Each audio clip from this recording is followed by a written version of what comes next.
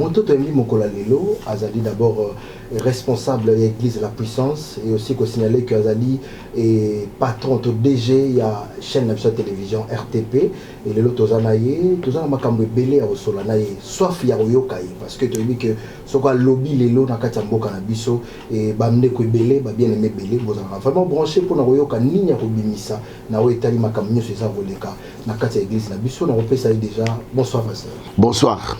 Ba bien aimé Belé basenga kiyo na nyonso pona Congo et to lobaki na retour na biso na Kinshasa to sala effort ya komona yo lelo tozana yo lelo oyo okoyebisa biso nini na etali lelo église corps de Christ lelo église eza ya kokufa bino bampaka ope bobandi mwa kala na ministère oyo lelo et nini okoyi koloba na bien aimé makambo nini eza koleka lelo na kati ya église corps de Christ église attend que yesu kokufa te et koza pe kokufa te mais bato baza na kati ne baza kokufa mais l'église est comme Koufate.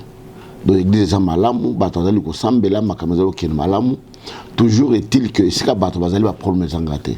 Il y a des problèmes partout dans les foyers, dans les mboka, donc puisque le batazali si ka musala va problème zangaté. Mais dans tous ces problèmes, il faut que banen résoudre les problèmes wana. Je pense que l'église est malamu n'a pas beaucoup trop de soucis. Est-ce que le problème en lelo et sengeli za la étalé na public ton peuple nyonso parce que so to lobito pesa moi makanisi muke to kundola muke na o etali tam so ba église catholique est-ce que côté on a mana ba église catholique oyoka un peu ba bêtise ebele lelo o ebimi boye na kati accord de Christ papa bino boza bato bo umeli na kati église ba insanité toza oyoka ko welela na pouvoir makambo etali pe mbongo ba intérêt na kati lelo to komi ko mona boye talango boye na public nino sengeli ko loba par rapport na yango. Moi, j'ai eu la chance de passer dans l'école catholique. Moi, je voulais devenir prêtre. Alors, vous savez, la catholique, n'importe qui t'a comme à Sango. La première des choses, on choisit les meilleurs. Tant que vous avez la 6e primaire, l'époque Nabiso, il y a un examen qu'on appelle l'examen sélectif. Pour ça, l'examen sélectif, vous avez les 5 premiers, il y a des écoles catholiques, une école secondaire. Étant beaucoup d'école secondaire, beaucoup de deuxième, et comme je pense 8e l'élo, pour ça l'examen, vous avez un examen d'orientation. Alors, tant pour ça l'examen d'orientation, vous avez les 5 premiers, vous avez un petit séminaire. Étant beaucoup de petit séminaire, il peut distinguer un grand séminaire. Et dans le grand séminaire, pour ça, 5 ans, après, il apostolat, pour ça, peut-être 7 ans, 8 ans, il y a sango. C'est-à-dire que inculquer yo déontologie pastorale en tant que musali nanzambe oko se comporter ndenge nini et lobila yo ezali ndenge nini et vendre na yo ezali ndenge nini makamwana nyose côté katina yo et tant bazali ko consacrer yo on a déjà tout préparé. Mais aujourd'hui na biso l'église de réveil nous avons des pasteurs qui sont des primériens. Moli munanda me bengiye moli moto ça même bible mo razana difficulté autant déontologie pastorale à éviter éthique pastorale à éviter du fait qu'il y a l'autre qui d'autres kazote ya a tchombuna na côté abani ko beta batu pe baye na bango ndenge zana katamboka na biso ba mosu pe zelo azana ngo makasa zana ngo ki ngolongolo wana côté ya makamnini akompe pasteur. Mais il y a un hiatus. Donc, le vide est ébélé. Et dans le vide, on a toujours vu les conséquences. Il y a des gens on a des gens qui n'étaient pas préparés dans la situation. Voilà la plus grande difficulté autour de Yangwana. C'est quoi, pasteur? Na ba organisation na bino bozala nango bokoki ko ramener batu oyo baza déjà libanda bazonga te et aussi mbate na loi na biso lobi l'état congolais est un état laïque donc mutino azali libre ya ko sala mosala na ye et ndinga moneli et en plus de cela aucun ko intervenir na église en mutusu ndenge nini azana statut naïe, azana règlement d'intérêt, azana mokanda naïe l'état pesaïe. Pour le suspendre telle personne, bon c'était fait na l'article nin pour avoir membre na binoté. Toutes ces églises que nous voyons, la plupart battra les mécaniques communes. À quelle commune la plus autorisation, à y a bande église naïe. Donc on ne peut pas que non conditions ali boyer pour comme un pasteur, il faut y avoir bon organe. Non. Donc c'est ça le plus grand problème autour de la Katambo na biso. Question ma pasteur. Et l'autre monique bande connu surtout. Bazo il est là. bande konabiso baza mibale comme na RSC Oui, baza oui. mibale le pasteur Sonny que je salue et Nani le prophète Dodo dans l'évêque général pour tous na ba conférence de presse il y a à brandir ba papier penza que o ezoko attester que yende évêque général côté kuna Sonny par lobi autika bâton na été a opesa yango ta légué pouvoir te pour ton 5 ans na ina no koksamité na ebité papa par rapport ya yango yope aux a parmi ba grand ya mboka au koko le bani ceux qui au temps de statut même dans arrêté à statut à RSC il y a seulement 2 personnes qui sont reconnues l'évangéliste Kizamina et Pascal Albert Kankenza na arrêté au bapesa biso 2 pasteurs ou ils sont responsables il y a RSC et RSC statut wananga mutna salango na ndako nanga mbongo bafuta na ministère ya justice ngai mutna futa nyoso tindenge zali et je étais pendant 10 ans vice-président ya RSC mais il y a beaucoup de hiatus na kata fonctionnement na organisation na ndenge zalaki alors pour éviter vraiment ba querelle ba makambo susu je m'étais retiré ça fait aujourd'hui 13 ans 13 ans que je ne fais plus partie à RSC, d'attirer la plateforme, on a déjà un CPC, Congo pour Christ. Et en fonction de ça, il y avait beaucoup, parce que nous avons une carte à RSC. Et parce que nous avons une RSC à se retirer, à salle à mettre. Pasteur Dodo Pazalaka, Asbaye Bazongi, Azalaka Bimakape, pour qu'on ait une compréhension, Aya Zongi Lisusu. Bon, voilà, c'est ce que je voulais dire. Donc, nous avons bimi à salle plateforme à MEC, Tripoje à Bimaki, à salle plateforme à Siko.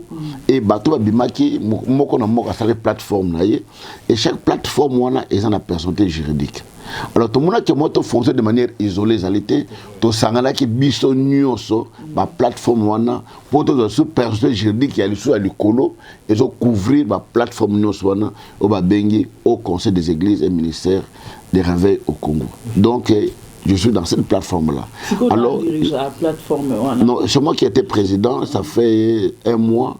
Ton président, c'est pas Pasteur Godin pour le moment, c'est lui qui gère le haut conseil. Mais révérend, dans le côté de la Nation Ningeza Oleka, vous avez créé désordre dans l'église corps de Christ parce que la plateforme est comme moi, belé. Tout le temps, dernièrement, monsieur Bassari na fleuve Congo, donc mutuna mutakomi ko sangana na batunaï. Yo za doyen, oza muto mona ka musika, tolandaka yo, to mona ka yo et oza retrouver comment les le accord de Christ boy. Moi nazo benga ngo ba salité parce que ça vraiment ba salité côté na kati ya église. Non, expliquez bien que la plateforme est mabete. Au moins ni Congo est monene. Na 2008 ans on a député. Rien que la ville de Kinshasa avait plus de 16 000 églises. Ville à Kinshasa. Bon, ça ne c'est pas 16 000 églises en quatre structures, moi, au été. Il y a un autre sous-ensemble, les là, la plateforme, on est là, il y a une plateforme, on a une église gérée, il y a une plateforme, il y a une communauté, la SCC, tout ça, na SEPCO, tout ça, na KDC, tout ça, na SEBZA, tout ça, na Boye. Sur la tête, il y a une plateforme, on a une Sanganaka, na 4 réunions, parce que beaucoup de gens sont na 4 réunions. Voilà, but, il y a une plateforme. Même temps où on a créé, on a la statue, il y a RSC. Et ça qui prévu que l'église moke zakana bumbu et côté na quatre institutions. Et ça qui prévu que va passer la bumba ko sangana passer la plateforme na bango ne au côté na quatre RSC. Et vous avez la possibilité ya ku gérer ba église wana nyonso. Mais tant bochango dans l'ensemble, et ça difficile oyeba église moke zakana na sagamamba kuna ba kamuni ne lekaka, église moke zakana Équateur kuna ba kamuni ne zoleka. Alors, c'est comme ça que nous avons pensé de faire des plateformes pour que chaque plateforme, mon continent, a la possibilité de gérer Batonaye et en cas de problème, à quoi vous avez dans quatre institutions pour te résoudre. C'est quoi RSC, Bitumba, Wana, Ezawana, Toko Bomba Mote, Batunyo, Somokili, Mobimba, Bazomo, Nande, Pasteur Sonia, Bi, Akoti, Kate, prophète de l'Opé, Alobi, Yende, Moutou, Azo, Chapoté, Église à Congo, Naébité, Papa, Okoko, le Bani par rapport à. Mais non, non, de toutes ces choses-là, partout place Batouazane dans le bas qui va problème sans rater. Malembe, vous savez quand la chose est encore bouillante, mouton dans la position. Au fur et à mesure, tant les eaux kende, moi quand les eaux quitta, makambo, température, les eaux quitta, tout ça, vous trouvez compromis. Et je suis sûr que compromis, ekozwa makaka atake bana nzambe pour que makamwana eleki kokuta nango ka solution ekozwa nango kaka wana eza d'abord maya moto ndenge eza wana maya moto etoki makasi otie loboko ziki mais après 20 minutes 30 minutes omona comme bandu kosila te tokokoma na biso malamu. Révérend mais na kotala yo na koyoka yo tozoka ki oza na souci vraiment makambo ezala bien mais na tout autour tozomona pe na basala nzambe pe toza koyamba baza pe mingi ntango mosusu kotanga kombo te mais koreproche aussi bino que eza aussi que boza parmi bato ebolingi kaka bozala place mbongo ezali nde place bino bozali parce que tolandi pe moko pe ya mosala nzambe moko pe na télévision aza koloba mingi pe na kombo na yo par rapport à ngotali mbongo tolandi pe makambo ya RSA olobi ozalaki vice mais tellement tant mosusu babandaki kobenda yo te na malikita soki baki kozwa mbongo to baki osala makambo boye banda kozala te nde esali oki ose retire lelo oyo ntango kombo eza kotambola ezoloba makaka ke non oza kaka parce que babengi yo te place mbongo ezalaki ocréer baproblème obwangani na bambongo mosusu okoki koloba nini par rapport na moi j'ai eu l'argent trop tôt. À 23 ans, on a créé première école privée na Ngaba, où il y a deuxième école privée na commune Ngaba Mobimba. École à Liboso, ezaki Ebenga, yaba méthodiste. Deuxième école ezalaki Yangaï. Je n'avais que 23 ans. Et la génération Nabiso na habité na 23 ans qui pourrait faire une telle dimension de choses. Année Oyo, école Nangana Tonga, ezaki centre examen d'État. Ça c'est la première des choses. Naza une école kaka mogote, naza une école na Ngaba, naza une école na Kalamu, naza une école na Lema, naza une école na Masina. Où ils une école nanga. Alors, année Oyo, on a 100% de la section nous. Pour dire que si on a 1000 élèves dans l'école, et le Minerval c'est $100. La trimestre, vous avez combien? C'est 100 000. Alors, que vous allez comparer à 2 000, 3 000, 5 000, la trimestre, non, on école moi mi balé. Et de deux. Ngana Zali, promoteur à chaîne de télévision. Ça fait maintenant 20 ans, non, pendant 2010, pendant 2000, c'est le 20 ans je pense. Et Koki, vous avez vu la Kinshasa, on a une chaîne à radio, on a une chaîne de télévision. Nazali au moins 88 églises à travers le monde. Ah, on a vu la Kinshasa, on a 25 églises.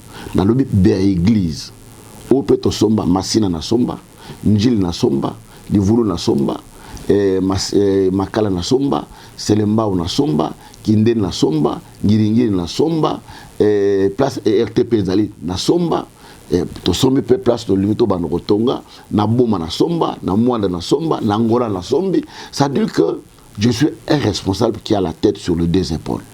De deux, je me suis engagé en agriculture. Nazana Belanga, Bazamba na Somba na plateau bateke, ming bateka ka fufu liboso église, côté bandi bazana 4 églises. Alors, ça qui a fumo bateka ngoma moso monte ça qui a fufu $50. Ça qui a fufu moko. Et il nous arrive de sortir même sur 500 sacs à fufu. Alors, so boteki yango. Vous avez l'argent. Alors, je ne suis pas un larbin oyo qui pourrait être derrière l'argent tout ça. Mboko mutakabelio, j'ai toujours dit aux gens le bon épaisse rezara likolo o ezo rezara toujours nassé c'est même bon bien o yut na motoki na yo au souffrir au bimi au sepel nango. J'ai été député pendant 5 ans et 6e année nanga ba ko invalider arbitrairement mais donnant 500 voix où moi j'avais 2000 batemo balala libanda pour ko tala ba voix nanga.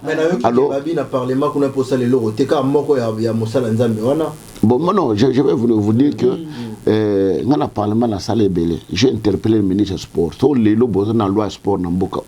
C'est moi qui ai interpellé, pardon, Kaliba, dans le ministre des Sports. Okay. En fonction de l'interpellation, qu'on a pu avoir la loi dans le jeune Kabongo. J'ai interpellé le ministre des Affaires étrangères pour l'ambassade de Bisso Bateka. Ils allaient à Angola, ils allaient à Israël, ils allaient à Londres pour justifier ma camon des Arabes. J'ai interpellé le ministre de l'énergie pour na kocha courant mai côté à cimetière qui tam na Kanluka, je l'ai interpellé, na interpellé ministre intérieur pour l'insécurité na Katamboka na biso, j'ai intervenu na Katabidje parce que les gens ne comprennent pas. Les gens pensent que si on a parlement, il faut proposer la loi Mogoboy. Donc ça dit que c'est 500 députés, chaque député faut proposer loi, donc vous avez 500 lois. C'est la manière de ne pas comprendre comment fonctionne le Parlement. À 90%, il y a une matière nuance de la traité dans la commission. Et de deux, Quand que bateau va proposer à loi, ce sont les plus intelligents. Ce sont des gens à la cité, à la proposition de loi bien à partir naïe, bah pessier, il y a à défendre. Mais pour tout le monde, bah chrétien, qui aiment tant à zaïkouna. Bon proposer une loi ni bino pour défendre bino parce que je ne suis pas savant on a yebinyoso na ça n'a pas limite est-ce que eloko qu'on va penser na proposer qu'on a na carte parlement j'ai intervenu même dans makamo ya peine de mort makamo peine de mort na carte parlement donc j'avais beaucoup intervenu beaucoup travaillé mais toujours est-il que ce que moi si mon bal la ligne était ata la mebia olba mo sona la mbara bien te. OK papa tozo ngano moi si mamuke pour na mambo mbongo hein ata na ba nini zo battre vraiment son aile quoi bazo lobelango kaka. Il y a un pasteur il faut totanga Kombo le pasteur Denis Lessi albi bokende pas ex-président papa Kabila apesa kabino mbongo yo owanga na kayango siko lelo wanga na ka donc il y a les kaka na émission alobaka que yo wanga na ka ba pesa bino mbongo. Non, moi je vais vous dire d'abord la première des choses que j'avais refusé d'abord à répondre les Kamwana parce que c'est trop bas. Et c'est trop bas pour Nangai, na linga ko répondre en côté. Mais bon interview Batouane ba pesa mbongo, botuna bango, tel bo piaga mbon combien alors boya ko tunangai question wana. Moi j'étais au parlement na tant ba voter loi, il y a aucune belle élection. Hein, et na tour moko. J'étais le seul député na boya même prime. Comme j'avais refusé que l'élection soit dans tour moko et cette prime qu'on donne aux députés na boyango. Il n'y en a pas deux parce que j'étais contre cette loi là et na kondi mambongo malgré c'était de l'argent politique sur ma PCO mais j'avais refusé cet argent là. Demandez à tout député au boye bien à parlement à Sabino. Alors si je refuse autant d'argent donc na kiroguma pour $1,000 $2,000 $5,000 vous leur demandez c'était combien le montant pour dire que nanazaka nazamutu nazala ba défaut nazala ba faiblesse mais j'ai fait un effort d'être correct d'être sincère na kat na vie na ngai et je n'ai pas voulu répondre à toutes ces choses là. D'accord donc mutazo brandir makamba bongo omoni basse swa nezoya ezo bimisa basala nzambe hein donc na c'est quoi ozo perdre valeur kala to ba musala nzambe soka l'équipe na boya pesi conseil to lobi ba papa ba ya église ba papa basala bo bazo tosa mais na babala bala batnya su bazolela basala nzambe bazal sous autorité zate. Non la première chose non. La seule chose, vous devez savoir que en tout, il ne manque jamais d'exception à la règle. Et l'exception ne fait pas la règle. Je pense que ce qui est faux, il est vrai pour Bazal. On ne peut jamais voir le faux sans voir le vrai. Parce que tout le monde a bien $150. Parce que il y a vrai nango ezate faux moyen salama ezate. Tout le monde a faux billet à $100 parce que vrai nango ezali. Mais moi je vais vous dire c'est que tant que vous êtes sincère dans mon thème, donc tu ne peux pas te lamenter de plus en plus. Et surtout l'église Nangaï, c'est une église qui me fait beaucoup confiance. Comment je marche, c'est qui je suis. Et même les 10 parcelles d'abord j'ai acheté moi-même. OP, parcelle OP, ça y a... Non, puis nous sommes à l'université. Ah d'accord. Nous sommes à l'université, mais on en a 9. C'est une grande parcelle, 80 mètres sur 25. Nous sommes à l'université. Alors, je dirais que, d'abord les 10 parcelles, la somme on a contribution à l'église. On a sombi, na pêche offrande, on n'a pas l'église. L'église, tout ça, c'est bon, dans le pan, on a notre sombi. Mais tous les restes des parcelles, je les ai achetées moi-même. Vous comprenez? Pour dire que ils ont passé dans toutes ces choses-là. Je comprends la réalité. Les gens aiment de buzz, les gens aiment de futilité. Vous comprenez? Jusqu'au quand on va faire, mais personne ne sait que moi j'ai des écoles dans ce pays. Ça fait maintenant 35 ans.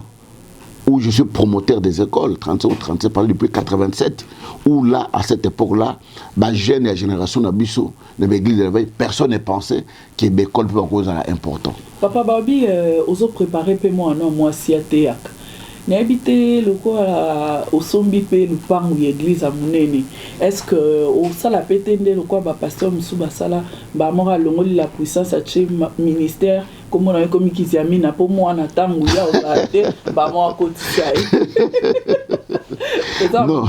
Non. Moi, nanga moi ça soit. D'abord lui moi na moi c'est.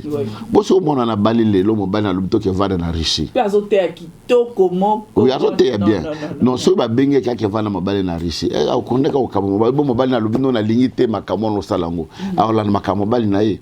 Moi je ne suis pas de ce genre de gens. Si qui na bana on a boti. Si il s'avérait que moi, dans mon ministère, et moi, distingué tout ça. Il na lundi déjà, année 4, na moni pena que elo ranza bezali. Ouais, on a nous préparé pour est-ce qu'il va préparer matin dans zalagate. Donc ça dit que ça le ranza ma bengi. Et comment il a commencé à prêcher mon coup na iba quitté. Pour la première fois dans mon aki azoté j'ai eu des larmes aux yeux. Je l'ai jamais suivi.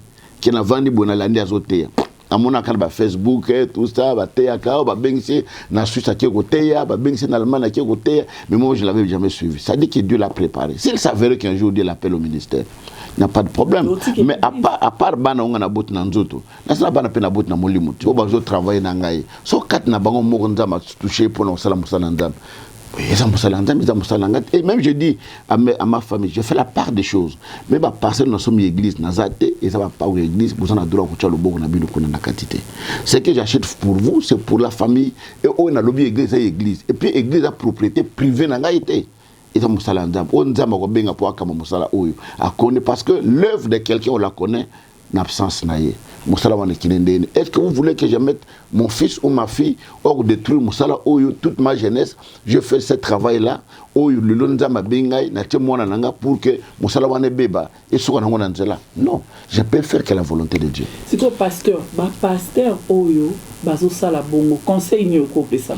Non, pasteur wana ceux qui nous ont convaincre bango que babenga bana boba. Je connais un pasteur dans les États-Unis, Joel Osteen.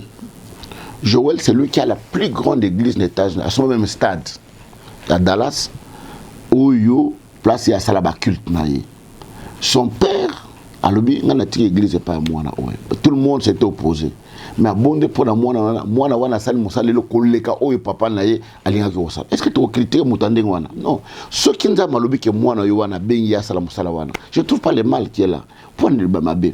D'abord ba tata ba mela biso évangile awa.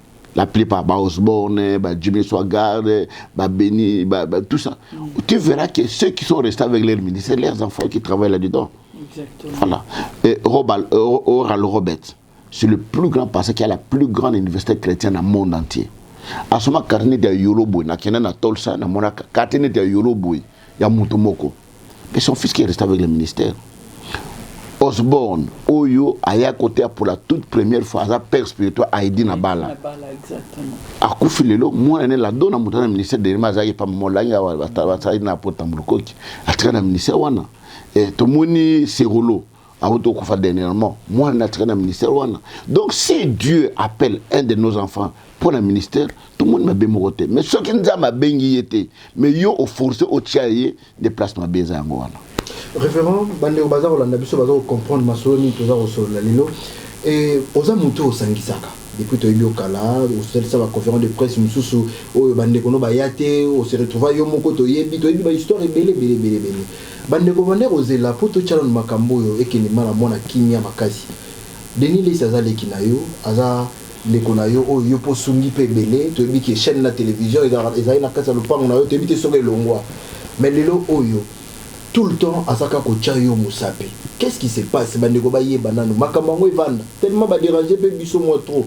Yo, tu suis moi, il va pas aux anayo. Ni les qui n'a eu à l'ingé pas nayo. Ce que l'on a rebongisa. Est-ce que vous pouvez rebongisa un homme à la mort et à la canne à Baïtando, et qu'il n'est pas le Non, personnellement, moi, je n'ai jamais eu de problème à taille à Moukena Denelis. On n'a jamais eu de problème, ni de loin, ni de près. Je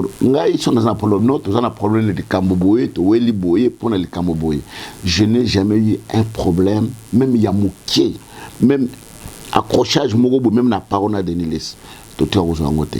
Peut-être bokotuna ye likambo nini na ndeko na yo boye boye peut-être ko expliquer bino parce que moi personnellement naza na problème na ye moko te toswara na ye te tobunda na ye te afinganga pe te asalanga boye te donc na ko répondre nini bon okokosela moto likambo te par exemple lelo parce que Denis asali boye bi alobi boye na lelo na kosele kele non po asalanga boye likambo boye boye boye tout ça vraiment sincèrement de mon cœur on n'a jamais de problème avec lui.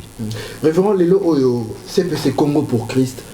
Comment ils ont évolué? Parce que tu as dit que yango pesangisi pe moi ba pasteur ebelé au bazana kati bazo ko bana kosala musala mo kine malamu lelo oyo na ba mbilinga oyo toza omona oyo CPC par na iza wapi lelo na kati église corps de Christ tam susu to pe ko espérer muke na bino boyo kosala ke bozongisa pe bandeko oyo pe bayo kipe moi dégoût ya kolonga na kati corps de Christ na bino ba papa emilimo makambo za kosala tout autour ya église corps de Christ. Non CPC tozali ils ont continué toujours na réunion d'ailleurs. Samedi passé, on avait une grande réunion ici. Et de temps en temps, toujours fonctionné. Toujours est-il que Batebele, personnellement, par rapport à Misala na Salaka. Ceux qui ont fait campagne, ils ont dit que la campagne sur Salaka, Omoni, Wapiye, Ali-moi, Boyna Boy. Non, Ali-moi, Tenazali. Toujours est-il que l'Amboka Nabiso, on ne nous soutient pas. Dans la campagne, on a fait qu'ils ont mis la Talambo pour la campagne d'évangélisation.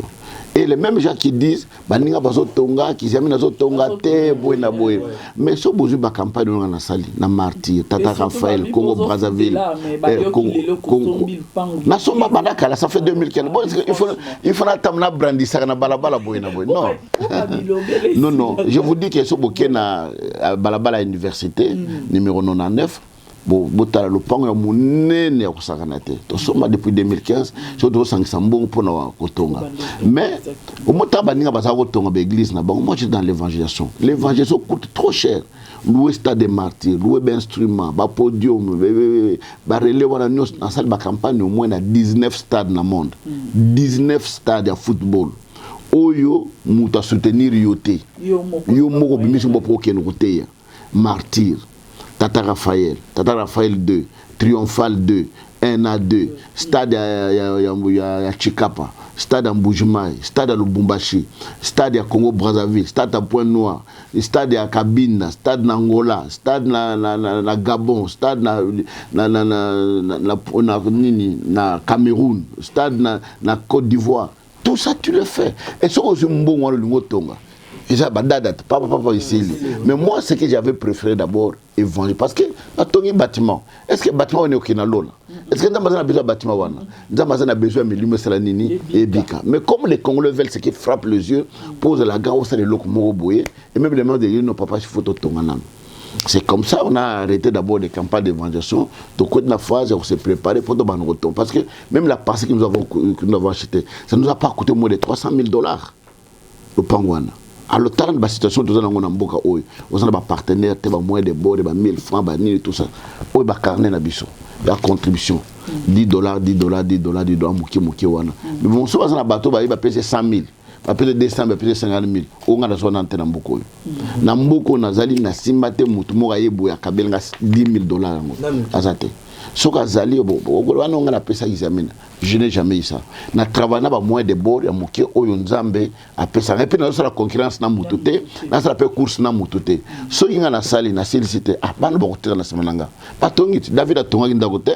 Nzama lobi mwana oyo yo ko bota remplacer ça nini ba ya kotonga. Ah si Dieu veut que je ne baptise pas que bana nga ba kotonga. Où est le problème? L'essentiel pour moi, je fais le travail, milimu ebiki, c'est la chose la plus importante pour nangai. Lelo na kelabambo comme so yo mutumo epsino. Ngana bongo la motema na campagne na yo. Par contre belé. Hein? Na kuta na ministre moko qui est gouverneur lelo na lola balobi, j'avais reçu Jésus na campagne na yo akosa na Lubumbashi.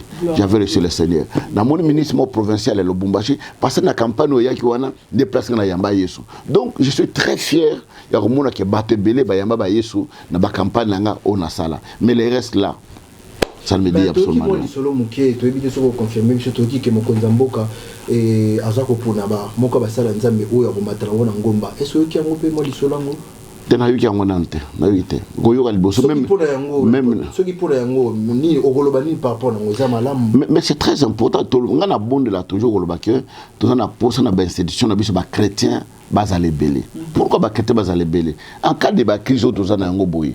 Bako osanganat. Mokona ko sangana na batu na yebo baza ba chrétien ba koti nzambe pesa biso mayele na situation oyo to sala ndenge nini nzambe aider biso bima na kat na liburu oyo ba ko bona nzambe ko prendre inspiration na peut ko prendre message orientation ndenge sengelami et ça m'a bête donc moi je pense que c'est bien siko so mukonzambo ka bina pasteur Kiziamina sa liste ouais à sa liste il y a 15 pasteurs oh bon matana na ngomba ma pasteur ba belé. Non, la liste. Dans ce pays, on ne manque pas de serviteurs de Dieu. Parce que les serviteurs de Dieu, donc, on est nulle part. On est nulle part dans le parce que c'est là mon sous. Yo sont mon apparence na mais mon thème na été. Nous avons mon lobby à 7000. On va fléchir na ma bolongo na bango et pas ya balte. Bazali. Donc ça dit qu'il y a beaucoup de serviteurs de Dieu au Tozali. Ngana ko pona misu na ngate ki na monité. Na ozata ko bonde là, nous avons révélé na kata situation wana na oyo balingi baza na présence na isika wana. Voilà, révérend Tozo Koba, Tolina il est là au fond de la bison à l'église parce que moi ma kele les bima qui moi belé Tozo Royoka pe Tozo Koba toujours na Rosalima et na yomoko selon vision to selon makamo yo pour moni et na kata église les lo corps de Christ et là on ni ko koloba na peuple bazan Holanda. Non na makamo ces les karamboka et là on a koloba na peuple de Dieu de savoir que partout il y a des hommes il y a des problèmes. Moi je t'en bal bolal mbet moko bozo couverture mo mizipi bolamou na tongo makele de pe bandi bolala mbet moko mais plus forte raison oyo na kat na corps de Christ to wuti na ba milliers différents ba moso ba wuti na milliers aisés ba moso ba wuti na milliers pauvres ba moso ba tanga te ba moso ba wuti na boye ba sanksi bino sika moko c'est difficile de gérer ces gens-là. Mais il faut voir une certaine autorité, une certaine psychologie. Il y a des gens qui conduire la situation. Tout ce que je peux dire, c'est ça. Bananzambe va s'impliquer dans la bataille. D'abord, l'église du Congo est jeune. L'église de réveil congolais jeune. L'église est en 1984. L'église catholique il y a combien de siècles banda. Mais sur le histoire de l'église, il y a eu des morts. Ba guerre ba croisade de Salama oyo ba minduki betama oyo biso kuto betete okene ba mboka benet ba Nigeria donc ba tumbi église ba mpe ba tumbi kuna ba sali boy mais biso makam tozana ngote c'est une église qui est jeune oyo ils ont se rechercher d'abord ils ont kende même quand on dit ba ninga ba tonga ba église catholique ba tonga boy bin bo tonga te mais tout à la peu âge tout à peu pas possibilité ba qualité à bateau ba l'église catholique na ba oyo lelo oyo monseigneur ou bien archevêque, soit comme le président de la République, tout ça on a besoin, il y a 1 million pour tout ça la boye. On peut ça y mais est-ce que biso on peut ça biso? Mais on accusé bino na désordre bon pied bino ndeni. Non, na désordre té. Je te dis que vous n'êtes pas organisé. Non, na kati ya makamwa na nyonso. Ratolu c'est aussi des désordres. Moi je viens de là. Makamwa pédophile et bimi na monde entier des milliers à bana baza abusé. C'est la catholique. Même bien journaliste pour le bilango te banga chaîne moté le bilango hein mais c'est l'église de réveil mbele madame ngomba tout ça donc c'est-à-dire que nos opportunités c'est-à-dire que les gens ne respectent pas les hommes de Dieu comme tels hein bah tu n'as compris la mentalité congolais banga mutauta musika kende konaye. Tu comprends? Et Congolais pas ça qui s'est moutou ya yebi te ndeko ya yebi. C'est que nous voyons aujourd'hui. Nous voyons des églises de nos frères qui viennent de l'étranger au bâtiment église na bango awa mbongo zokota oyo Congolais ta ki retourne mbongo to pesa ki na place nini. Retourne été mais pas de connaître Congolais retourne mbongo na biso azo liango boyna boy Congolais linga de kuna sepela. So on a voiture te ba sekio. So voiture ba mbongo na biso mabonza. Mais ailleurs ne poserons pas toutes ces questions là pour dire que il y a des problèmes c'est vrai. Mais on laisse le temps au temps et on trouve la solution dans le problème. Est-ce que vous avez quelques-uns aux bango na relation bien ok au moni par exemple Sony aussi maintenant j'ai commencé le travail. Je ne peux pas le dire commencer. J'ai vu le Passe Albert chez moi à la maison, on a parlé avec lui. J'ai vu le général Sony dans son bureau. J'ai vu le pasteur Oyo, Azaki vice-président, le pasteur Mabilama, président Oko. Il y a un comité de sages. On est en train de faire un travail là-dessus pour nous voir qu'est-ce qu'on peut faire. Mais référent, est-ce que Oko lancé appel mon côté na pasteur, na lingolo baliloba moko oyo population to peuple no so baza olanda biso lance appelle moi ba pasteur bayanan obengi bango bayanan vraiment bo sangana ata ko mo la te mais bo sangana quand même par esprit bo sambela pour que musala oyo bolingi za la bien l'accord de Christ bo présenter on a public to la population baza olanda biso. Non, on le fera avec le temps. On le fera avec le temps et baléa biloko na moto te. Et on dit que c'est le lemo, au cause où il était. Et aussi son appétit. Laisser le temps au temps et puis après bon la nuit tout ça. Tokomi na suka avant Pamela Zomo liloba message ni roloba na bandeko balandi biso na poko lelo parce que soit faisaki mingi royoka yo ya roloba et bandeko pe o bazali na mwa kondima ici la ki bango kondima on a besoin à travers malobo lobi na poko lelo ni roloba na bandeko balandi biso pe liloba suka na ba bien aimé nyonso balandi biso surtout na ba chaîne partenaire na bosali mingi kopesa merci mingi na PES TV, merci beaucoup à Kin 24, merci beaucoup à CN TV, toujours besoin de soutenir pour que nous soyons auto émission où il est camarades révérend. Toujours na kat na ilanga. Bien rubi mutu moko akeno lona bilanga na ye, alona na moi. Mais na butu moi na ye aloni ivre, ya alona iblé ivre ekoti. Tant ba sali ba ki otala ba moni ah, mais ndeni to lona ki blé ivre o yewuti wapi. Toki no longola ivre wana. Kore la ngalobité sobo longo livre bo risque pe blesser la nini et longwa bo tika ngonu sa nini e kola longo tanto ko longo la bleu to tumba ivre wana moto ça dit que na kat na mosala nzambe il y a aussi des intrus parce que ça ilanga na nzambe et diable peine mayele na ye asa nini a côté pe bato na ye o bazo semer ba confusion ba makambo belé alors bango ba se décourager te bango ba sosola ndenge ni ba okende et nzete na nzete boto mbuma na yango Mboumani n'entité wana isobota. Et c'est par là vous comprendrez que l'église nazo kineza malam, pasteur nazo kineza malam. Na le but que pasteur wana akosa la mabete. Non, pasteur wana ko kweya. Et il n'est pas dit que ce pasteur mo ko kweya nzamba tikiye. Non, asa mutu.